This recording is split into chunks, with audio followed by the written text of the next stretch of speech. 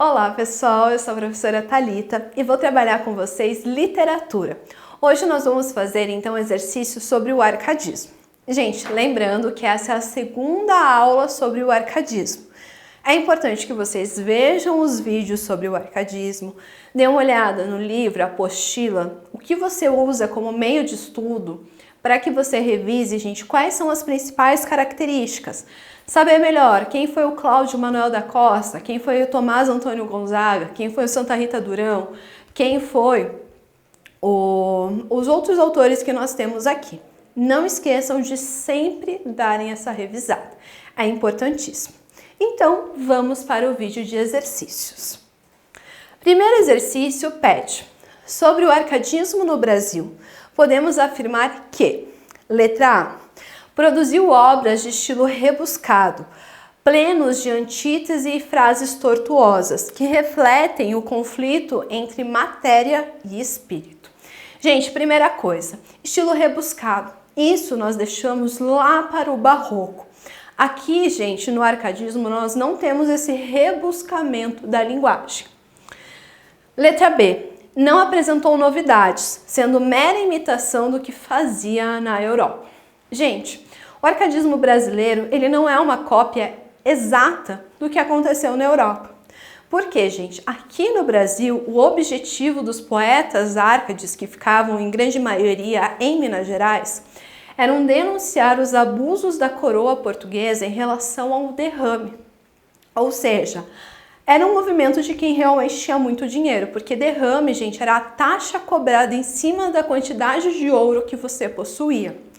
Então, eles estavam revoltados com isso e por conta disso, então, que eles começaram o movimento, que depois a gente sabe que é a Inconfidência Mineira.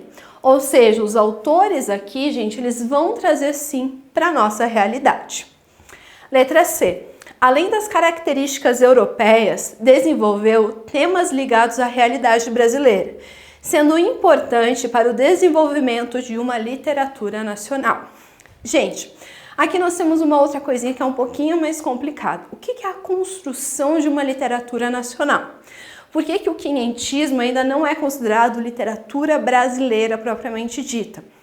Porque, primeira coisa, não é escrita por brasileiros, não tem circulação de obras e também, gente, as pessoas, elas não leem com grande frequência. Por conta disso, então, aqui, gente, nós já temos um sistema literário formado. Letra D. Apresenta já completa ruptura com a literatura europeia, podendo ser considerado a primeira fase verdadeiramente nacionalista da literatura brasileira. Não porque, gente, o que a gente vai ter de real, próximo de um distanciamento da literatura da Europa, é quando, no romantismo, nós temos, então, que é o próximo movimento, o indianismo, que daí é a valorização do que nós temos aqui. O índio, que lá na Europa, né, a gente vai ter a questão medieval. Letra E. Presente sobretudo em obras de autores mineiros, como Tomás Antônio Gonzaga, Cláudio Manuel da Costa, Silva Varenga e Basílio da Gama. Caracteriza-se como expressão da angústia metafísica e religiosa desses poetas, divididos entre a busca da salvação e o gozo material da vida. Ou seja, gente, a correta é a C.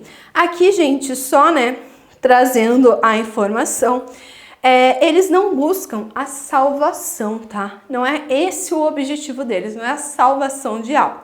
Então, por conta disso, gente, que a correta é a letra C.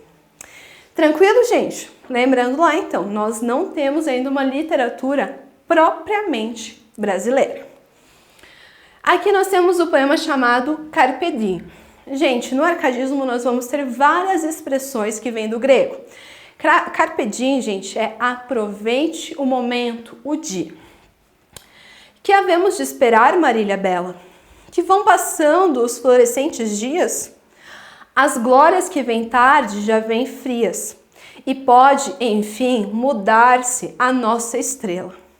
Ah não, minha Marília, aproveite o tempo antes que faça o estrago de roubar ao corpo as forças e ao semblante a graça. Então, gente, aqui nós temos um poema e o que pede.